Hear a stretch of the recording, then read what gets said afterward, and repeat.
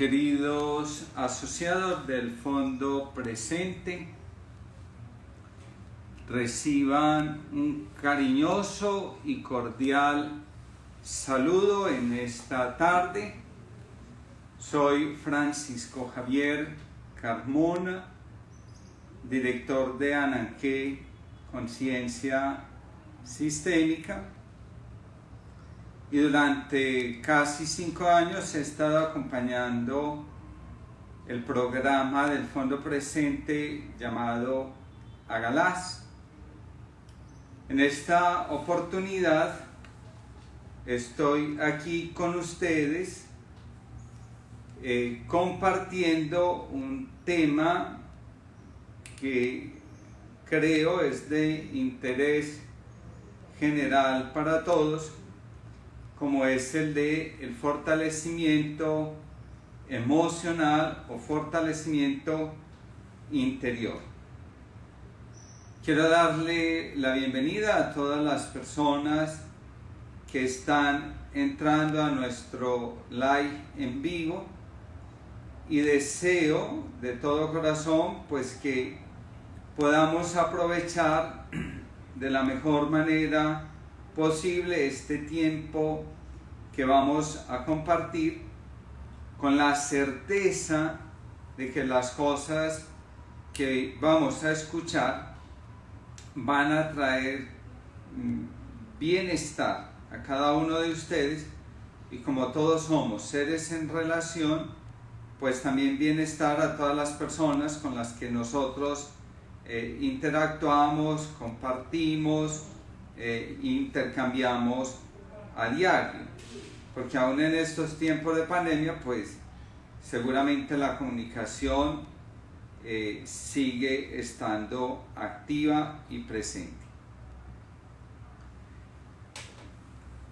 Para adentrarnos en nuestro tema, en nuestra reflexión de esta tarde, quiero leer una expresión de un maestro zen llamado Haruki Murakami, que dice: lo que yo deseo, la fuerza que busco, no es aquello que te lleva a perder o a ganar. Tampoco quiero una muralla para repeler las fuerzas que lleguen del exterior. Lo que yo deseo es una fuerza que me permita ser capaz de recibir todo cuanto procede del exterior y resistirlo.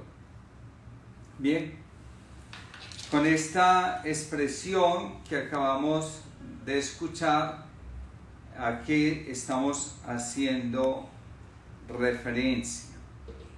Y digamos dos cosas.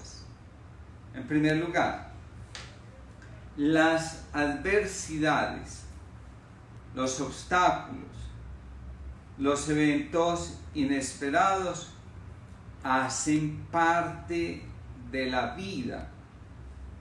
No conozco a ninguna persona que pueda decir que está viviendo y que no tiene una dificultad, una adversidad, una situación difícil que resolver. Aún en nuestros mejores momentos de la vida, cuando estamos más contentos, cuando estamos más felices, cuando nos sentimos más plenos, hay asuntos pendientes, asuntos que requieren no solo nuestra mayor atención, sino también nuestra disposición y entereza emocional para poder resolverlos y para poder salir adelante y avanzar como corresponde a la vida. Sabemos todos que la ley de la vida es el fluir, y que cuando nosotros nos sentimos paralizados, estancados, sin saber qué hacer, es porque dentro de nosotros se está presentando una gran resistencia a lo que la vida nos está simplemente pidiendo que nosotros le ofrezcamos, le entreguemos.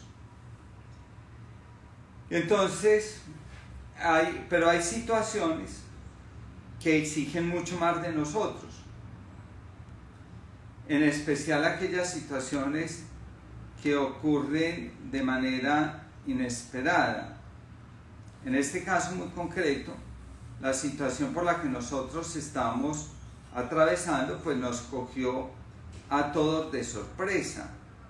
Nadie, absolutamente nadie, se encontraba preparado para la situación por la que nosotros actualmente estamos atravesando.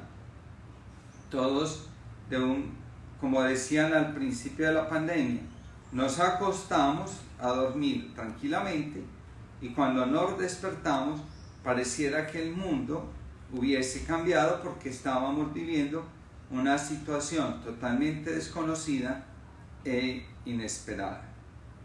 Y así fue como, sin planearlo, sin programarlo, nos encontramos viviendo en una cuarentena. Pasamos de vernos unas cuantas horas al día a vernos todo el día, todos los días, todas las semanas, y así por un largo periodo de tiempo. Algunas personas durante este periodo seguramente experimentaron con mayor intensidad la impotencia, el desespero, la ansiedad, la angustia y la impotencia. Sobre todo cuando algunos se vieron afectados no solo emocionalmente, sino también en sus ingresos, en los recursos, para poder asegurarse la subsistencia. De ahí entonces es que nace la propuesta de hacer este live. Las circunstancias por las que nosotros tenemos que atravesar, algunas veces con mayor intensidad que otras, requieren de nosotros fortaleza emocional. Y es que para poder avanzar, digamos lo siguiente: ¿qué son las emociones? Las emociones son la manera, la forma que tenemos cada uno de nosotros de reaccionar ante las circunstancias de la vida, Y las emociones tienen una fuerza tan grande que ellas son las que nos inspiran los pensamientos, las actuaciones, las decisiones, las actitudes y, por decirlo de alguna u otra manera, nuestra postura ante la vida. Así es que cuando nosotros experimentamos miedo, alegría, rabia, enojo, es nuestro mundo emocional el que se está agitando y el que nos está preparando para poder dar una respuesta a lo que se nos está presentando. Entonces, cuando nosotros hablamos de fortaleza emocional, estamos hablando de una cualidad del alma, una cualidad que hoy en la actualidad es más bien escasa, porque lo que más constatamos hoy en día es que ante las dificultades las personas suelen derrumbarse, y una expresión del derrumbamiento es la ansiedad, vuelvo y digo, la angustia, es el miedo, en algunos casos la agresividad, y en otros casos ya mucho más intensos o profundos, pues el desafiar la realidad misma. No crean ustedes que las personas que en estos momentos se están exponiendo al contagio lo hacen solo por desobediencia, por llevar la contraria o por falta de educación. También hay un alto componente emocional, y entonces el no creer que lo que está pasando me pueda afectar y pueda representar una amenaza para mi vida, sea un acto de valentía. Al contrario, es una manifestación del miedo. Una manifestación del miedo. Una de las formas de mostrar miedo es desafiando las situaciones. En cambio, quien es consciente de las cosas genera respuestas de autocuidado, y quien aprecia la dimensión de las cosas se mantiene estable emocionalmente. No cae en el juego de la desestabilización emocional, sino que por el contrario mantiene la lucidez y en consecuencia aprende a responder a los desafíos que se le presentan. Por eso Federico García Lorca solía decir: hay almas a las que uno tiene ganas de asomarse como a una ventana llena de sol. Y es que encontrar personas que sepan resolver las dificultades conservando la integridad emocional de su ser es escaso, pero a la vez también es algo maravilloso, porque poder resolver las cosas con serenidad, en armonía, en paz, con tranquilidad, es un gran tesoro. Y encontrar estas personas es de una gran riqueza. Todos nos sentimos muy bien cuando encontramos a alguien que nos sabe transmitir serenidad, paz, equilibrio, y que nos ayuda a ver la vida en profundidad y manteniendo la calma. Recordemos una cosa muy sencilla para que podamos ir avanzando en nuestra reflexión y podamos sacar un buen provecho, y es la siguiente: la ansiedad es la expresión de que yo estoy queriendo huir de una situación, sea la que sea. Siempre la ansiedad me dice que lo que yo estoy viviendo no lo quiero vivir y que ojalá pudiera salir de ahí lo más pronto posible. Después viene otra situación, que es la angustia, ¿cierto? ¿A qué hacemos referencia cuando hablamos de angustia? Y es a lo siguiente: la palabra angustia viene de angosto. También viene con la palabra angustia, con angus, ¿cierto? Se escribe la palabra angina. La angina hace referencia al pecho, a la capacidad respiratoria. Entonces, la palabra angustia significa estrechez. ¿Y qué es lo que se estrecha? Se estrecha el pecho.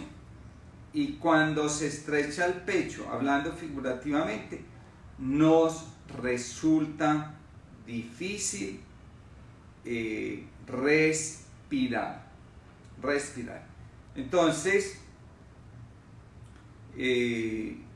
cuando nosotros decimos que estamos en un estado de angustia, es porque estamos también diciendo que nos resulta difícil respirar.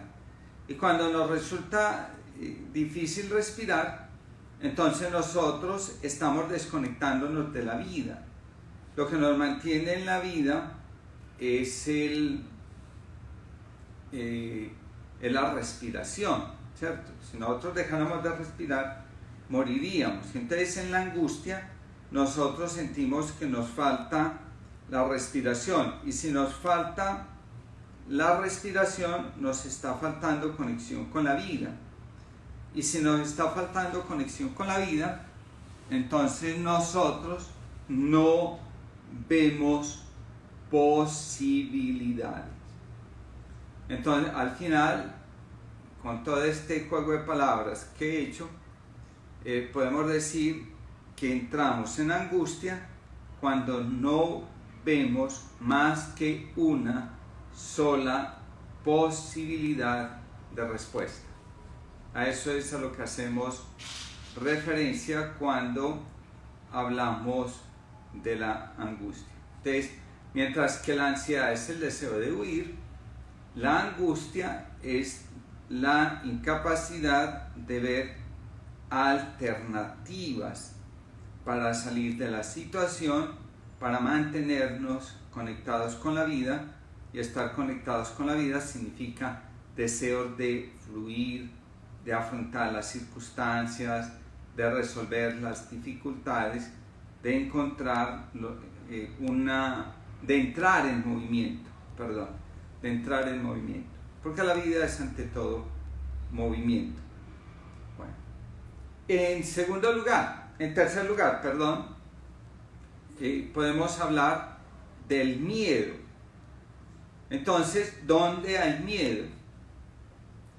Y el miedo aparece en aquellas circunstancias en las que nosotros nos negamos a admitir algo.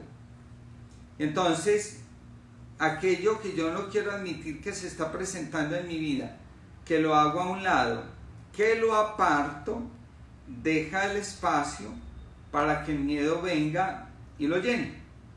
Entonces, el miedo no es más que la fuerza que ocupa aquello que yo me niego a admitir. Y en el momento en que yo lo admito, curiosamente el miedo desaparece. Por ejemplo, vamos a suponer que en estos tiempos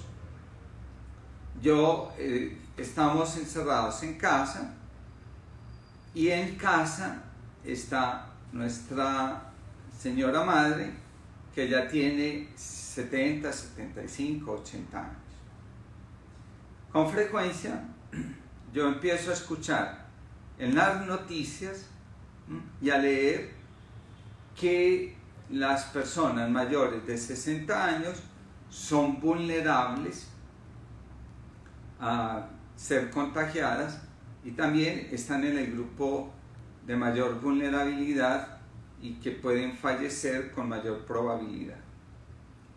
Yo voy escuchando eso y pareciera que yo no le presto muchísima atención, pero de un momento a otro yo empiezo a entrar en un miedo impresionante, y ya no quiero escuchar nada, y ya no quiero hacer nada, y la sola idea de que el COVID llega a la familia o toque la puerta de nuestra casa me asusta impresionantemente, pero yo no sé explicar conscientemente en qué consiste ese miedo, porque tengo todas las razones para decir que no nos vamos a contagiar tan fácilmente, porque estamos observando los protocolos, porque no salimos, porque a la casa no llega nadie, etcétera, etcétera.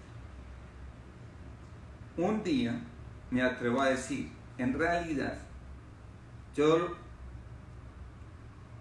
tengo dificultades para admitir que me costaría muchísimo ver a mi mamá enferma y verla en una situación difícil. En el momento en que yo verbalizo eso, el miedo desaparece. Y asimismo puede pasar con que yo tengo miedo a contagiar a otros, con que yo tengo miedo a que perdamos lo que nos da estabilidad económica, que yo tengo temor a explotar emocionalmente porque el encierro me está desesperando. Entonces, cuando yo logro verbalizar aquello que yo me estoy negando a admitir, curiosamente, el miedo se va. El miedo se va.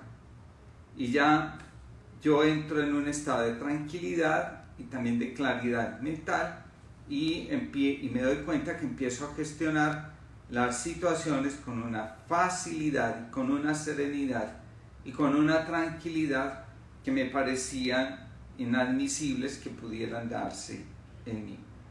Entonces el miedo llena el lugar o el espacio que deja aquello que yo rechazo. Cuando yo me niego a verbalizar lo que me causa miedo, entonces se intensifica y lo que se empieza a presentar es el pánico. Entonces, ¿qué es el pánico? El pánico no es otra cosa que el miedo intensificado. Y detrás del pánico, entonces siempre hay tres situaciones que se pueden evidenciar. La primera es, como bien lo dice el tema, es un miedo que yo me resisto a reconocer. El pánico me conecta con una pérdida anterior que ya se ha vivido y por cuyo dolor no quisiéramos volver a pasar. Y en tercer lugar, el pánico me dice, entro en pánico porque hay una decisión que me niego a tomar y a llevar a ejecución. Así que cuando una persona tiene trastorno de pánico, tendría que hacerse la pregunta sobre esto. ¿Qué estoy negándome a reconocer? ¿Qué dolor quiero evitar? ¿Y qué decisión estoy aplazando o no quiero llevar a cabo? Bien, entonces ahí tenemos una variación de las emociones y por eso tan importante, como les decía hace un momento, encontrar la fortaleza emocional. ¿Qué es fortaleza emocional? Es saber responder con integridad a la situación, manteniendo la estabilidad, la claridad mental, la lucidez y sobre todo la serenidad y la armonía en las relaciones. Bien, cuando yo logro tener ese fortalecimiento emocional, vuelvo y repito, mi alma es luminosa y entonces dan ganas de asomarse a esa ventana porque pareciera que a través de ella yo puedo contemplar el sol radiante en todo su esplendor. Bien, ¿qué podemos también aprender antes de entrar al plano de las estrategias que nos permitan afrontar las situaciones desde la fortaleza emocional? Y es lo siguiente, hablemos de un aspecto negativo cuando no se logra tener la suficiente fortaleza emocional, y son las conductas autodestructivas. ¿Y a qué hace referencia esa expresión de conductas autodestructivas? Y es que cuando yo no logro responder a las situaciones, entonces comienzo a hacerme daño y a hacerle daño a otros. Ahí es cuando yo veo que la violencia intrafamiliar se dispara, como ha sucedido en estos momentos. Cuando yo veo que el alcoholismo se dispara, cuando veo que el abuso de determinadas sustancias se dispara, y por qué no, cuando nos damos cuenta que hay ciertos comportamientos de tipo sexual que ponen en riesgo nuestra propia integridad y la integridad de las personas que están a nuestro alrededor. Todas estas conductas que acabo de señalar nos dan cuenta perfectamente de la falta de fortaleza emocional o de la debilidad emocional. Ahora, aclaremos dos cositas. Uno, cuando hablamos de fortaleza emocional, vamos a tener claro que estamos haciendo referencia a los recursos psicológicos que me sirven para enfrentar los retos y las situaciones complejas. Cuanto mayor sea nuestra fortaleza emocional, más fácil nos resultará vencer la incertidumbre, más fácil será reconocer nuestros deseos y decidir cuál es el camino que nosotros queremos tomar. La segunda cosa a la que hacemos referencia cuando hablamos de fortaleza emocional es aquel recurso que nos permite mantener la serenidad de nuestra alma y la estabilidad en las relaciones. Una cosa que va a ser bastante importante para el bienestar de todos. Muy bien. Hay un autor que se llama Tomás Navarro y que nos enseña que para desarrollar nuestra fortaleza emocional va a ser necesario que nosotros recorramos 3 etapas. Y él nos va a decir, la primera es aprender a tomar distancia a la realidad para poder enfocar los conflictos desde una nueva perspectiva.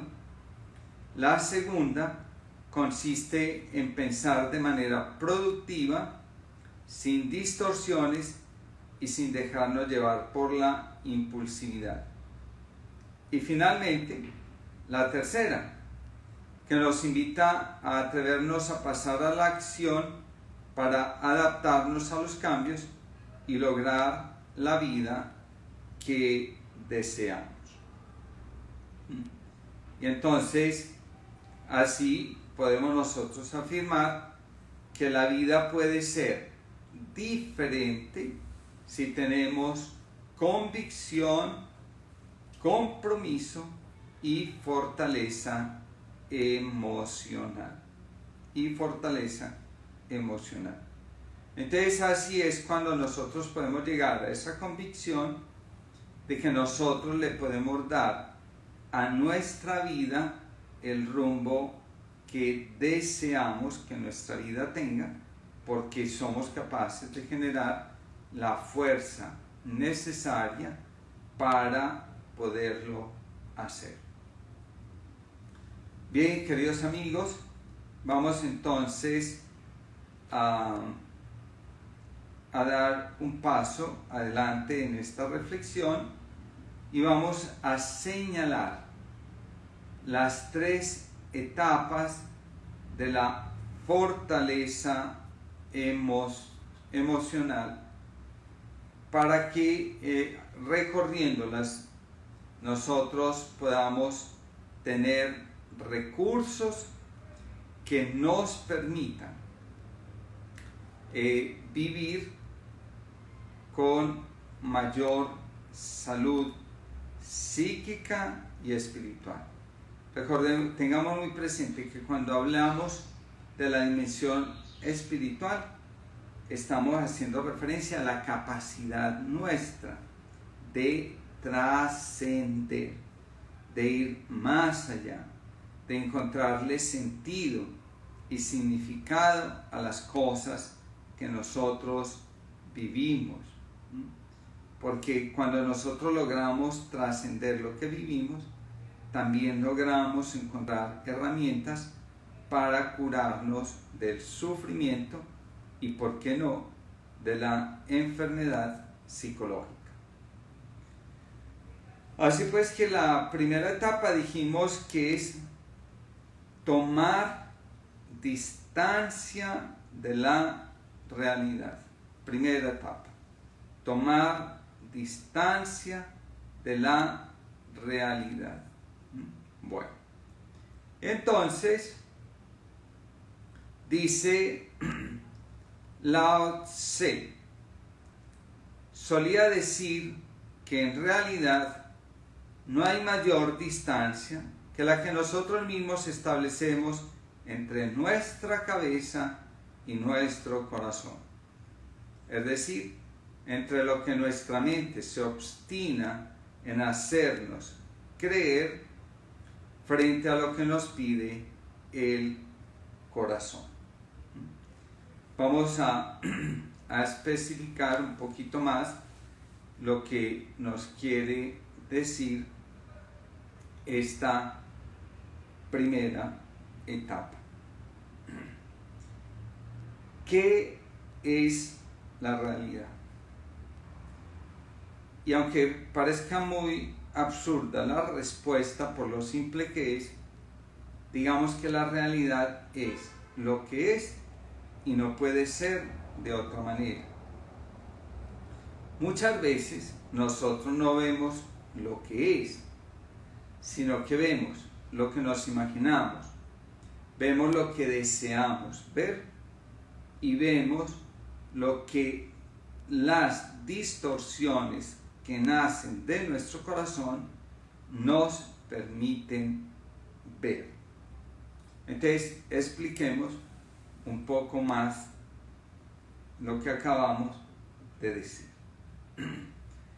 La realidad no es lo que yo creo que es. La realidad no es lo que yo pienso que es. La realidad no es lo que yo siento que es.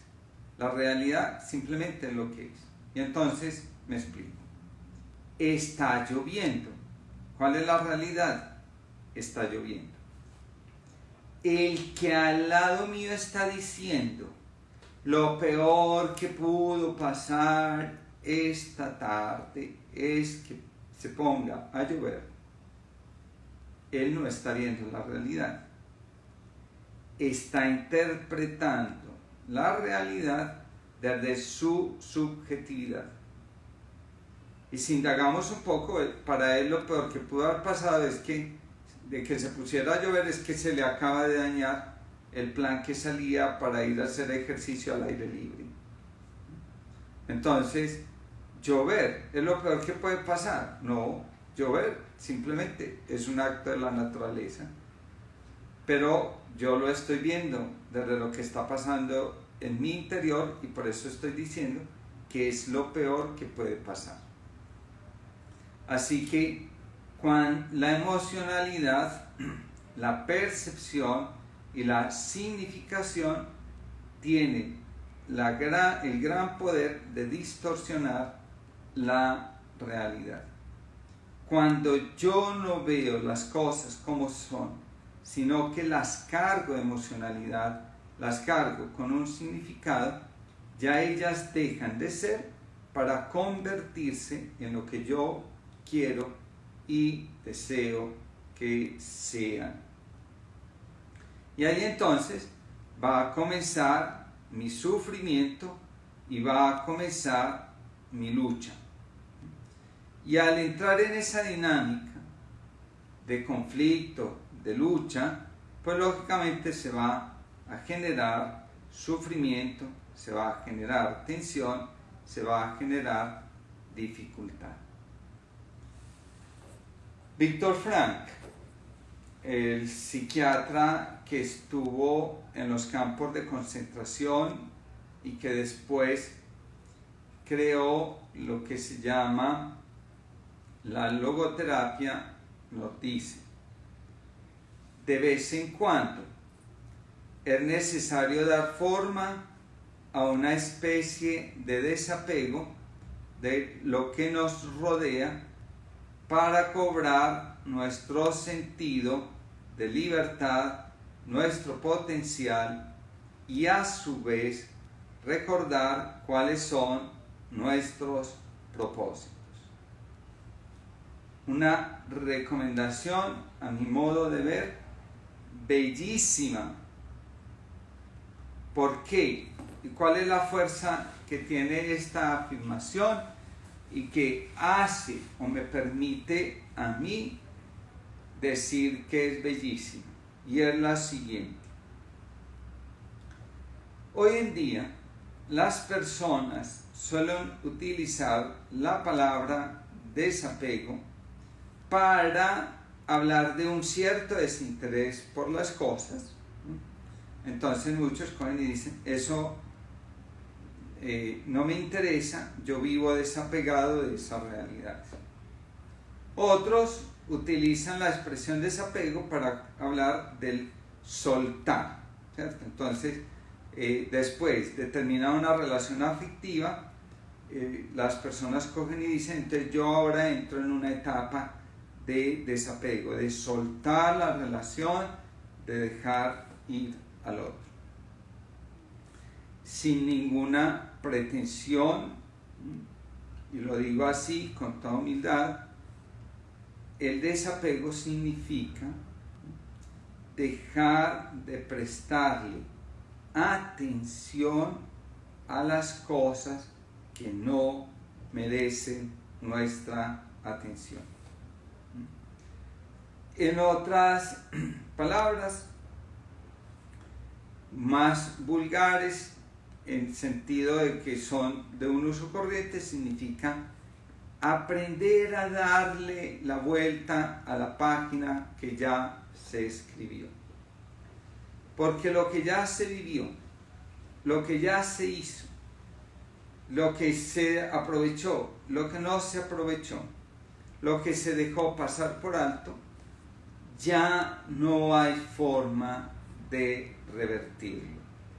Lo único que nos queda es continuar avanzando, ir hacia adelante. Entonces el desapego es aceptar que la vida es un continuo fluir. Eso es lo que significa desapego. Por lo tanto, yo no conservo en mi corazón y en mi alma lo que no me permite crecer, amar y entregarme. Y entonces todo lo que me impide esas tres cosas, pues simplemente yo no lo tengo en cuenta en mi vida porque lo considero tóxico. Lo considero como un elemento opuesto a la ley de la vida, que es fluir, crecer y expandirse. Por eso entonces, cuando nosotros nos aferramos a lo que ya no podemos cambiar y a lo que nunca volverá a ser, porque ya fue vivido, experimentado, es decir, ya es pasado, cuando nos aferramos a esto, convertimos esas cosas en nuestro propósito de vida y terminamos olvidándonos de los verdaderos y auténticos propósitos de vida.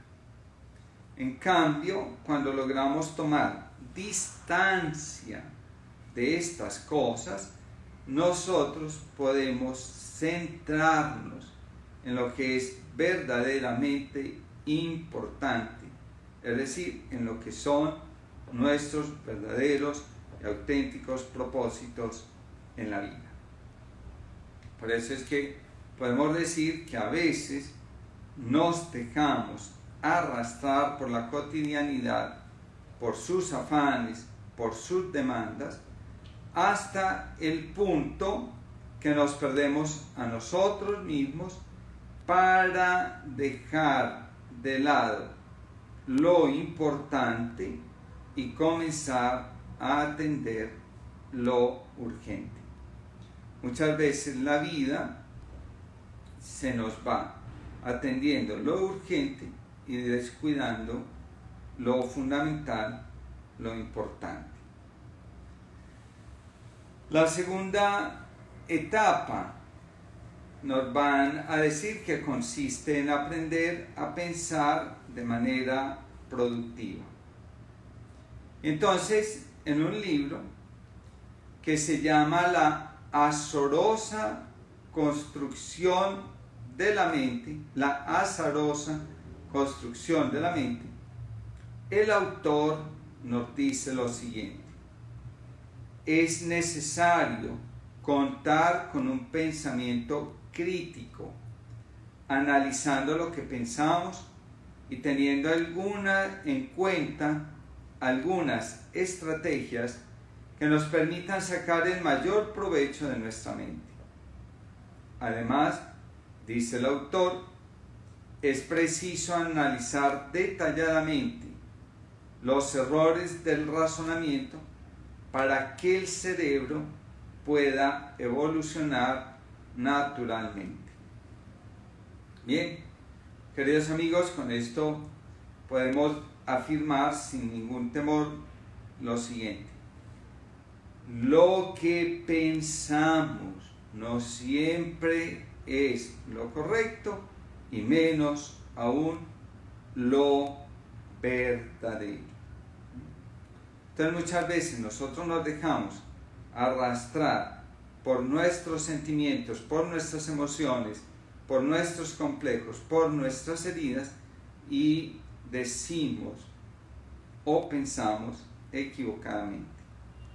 No piensa lo mismo sobre la guerra una persona llena de rencor porque le han asesinado a sus seres queridos que una persona que también le han asesinado a sus seres queridos, pero ha logrado reconciliarse consigo misma y con todo lo que les sucedió. A la base de nuestra manera de pensar está más presente nuestra emocionalidad que nuestra racionalidad. Muchos de nuestros juicios, de nuestras maneras de concebir la vida, de concebir las relaciones, están más marcadas por el sufrimiento que por la objetividad misma. Yo he tenido que enfrentar, por ejemplo, a veces algunos juicios de personas que afirman cosas que no son, pero que las dicen porque su corazón está cargado de un profundo dolor, de un complejo muy arraigado, o simplemente de una distorsión de la realidad. Si yo quiero saber si mi manera de pensar es correcta, en lugar de ir hacia la cabeza, tengo que ir hacia el corazón. Y si el corazón está liberado de lo que nosotros llamamos emociones negativas y está liberado del entusiasmo exacerbado, entonces solo en ese momento yo puedo llegar a decir que estoy pensando objetivamente las cosas.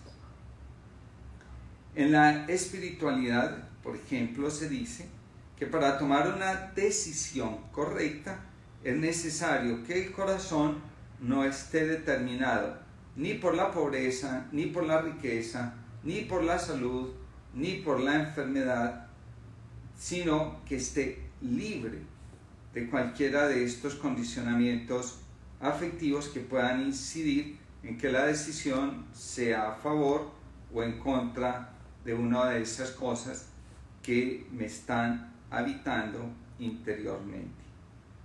Entonces, nosotros tenemos que acostumbrarnos a hacernos preguntas. ¿Sí? ¿Qué está pasando dentro de mí? ¿Esto cómo me está afectando? ¿Con qué experiencias pasadas me conecta? ¿Qué asuntos no resueltos están haciéndose presentes en lo que yo estoy diciendo o estoy afirmando? Y entonces de esa manera, yo puedo aprender a mirar las cosas mucho más amplia y puedo tener mayor claridad mental a la hora de pensar. Y es que sucede una cosa muy importante, es que muchas de nuestras reacciones duras, impulsivas, desvalorizadoras, desobligantes con respecto a los demás, nacen más de lo que hay en el corazón, de lo que hay en la mente. Muchas veces nosotros nos dejamos, mejor dicho, no muchas veces, todo el tiempo es lo que tenemos, lo que conservamos en el corazón, quien tiene la prioridad a la hora de decidir. Así que aprender a pensar correctamente es cuestión de madurez emocional. Es cuestión de madurez emocional. Y para un líder, por ejemplo, o sea, para alguien que tiene la responsabilidad de tomar decisiones serias que afectan a otros, esa madurez emocional es de una importancia vital. Pasemos entonces a la tercera etapa, que se denomina atrevernos a actuar y adaptarnos al cambio. Y entonces, al respecto, digamos, toda acción comprometida con nuestro bienestar trae consigo cambios que realizar. Y diversos autores nos van a recordar lo siguiente: los cambios son parte de los procesos de transformación y crecimiento, y los beneficios se verán reflejados directamente en la cotidianidad de la vida. Bien, y entonces con respecto a esto tenemos que decir lo siguiente: toda decisión produce un cambio, todo cambio produce una transformación en nuestra vida. Y aceptar el cambio, vivir el cambio, no es algo que se haga a la ligera. El proceso de cambio tiene varias etapas. Quiero mencionarlas muy escuetamente para que veamos que es que el proceso de cambio no es una cosa de que ya dije y de un momento a otro, como por mandato y decreto divino, ya las cosas se dieron. No es así, no nos engañemos. Todo cambio profundo y auténtico implica un proceso. Y entonces vamos a ver esas etapas, que son las siguientes. La primera, la negación. Entonces, ¿qué hace el cambio? El cambio siempre nos va a poner a nosotros frente a las situaciones de peligro. ¿Y qué quiere decir eso? Que nos va a tocar desacomodarnos. No hay nada más peligroso para una persona que saber que va a tener que salir de su zona de confort y que va a tener que enfrentarse con cosas desconocidas o a las que se ha resistido durante mucho tiempo. Ahí eso es un asunto pues importantísimo y fundamental. Entonces todos queremos, sin lugar a dudas, pasar por alto las dificultades. Todo cambio auténtico lleva consigo dificultad. Ningún cambio verdadero omite esta etapa. La segunda etapa la vamos a llamar la etapa de la defensa, que consiste en evitar a las personas que nos cuestionan, que nos hacen dudar y que tienen la capacidad de hacernos sentir inseguros o con miedo a equivocarnos. Entonces, ahí va a estar una primera estrategia de defensa. La segunda cosa que va a saltar en esta etapa son nuestras creencias y nuestros procesos anteriores, todo lo que hemos hecho anteriormente y que no nos ha resultado, sobre todo, tan bien como nosotros deseábamos que nos resultara. Por último, está la aceptación. Entonces, en esta etapa de la aceptación es cuando nosotros nos disponemos para que las cosas que tengan que aparecer empiecen a hacerlo. Entonces, en esta etapa nosotros vamos haciendo las renuncias correspondientes, vamos adaptándonos a la nueva realidad y sobre todo nos vamos conectando con nuestra capacidad de creatividad y, como dirían algunos, de resiliencia, es decir, esa capacidad innata que hay en nosotros de siempre resurgir, Bueno, entonces ahí tenemos una cosa muy importante, y es que las personas que logran tener fortaleza emocional se convierten en portadoras de esperanza para las personas que las acompañan, para las personas con quienes conviven. Queridos amigos, estamos llegando pues al final de este encuentro programado, como decía al inicio, por el Fondo Presente para sus asociados. Quienes estén interesados en una asesoría con quien les ha estado ofreciendo esta reflexión, recuerden que pueden hacer su solicitud por la página de Presente, que es www.presente.com.co, sesión de programas sociales.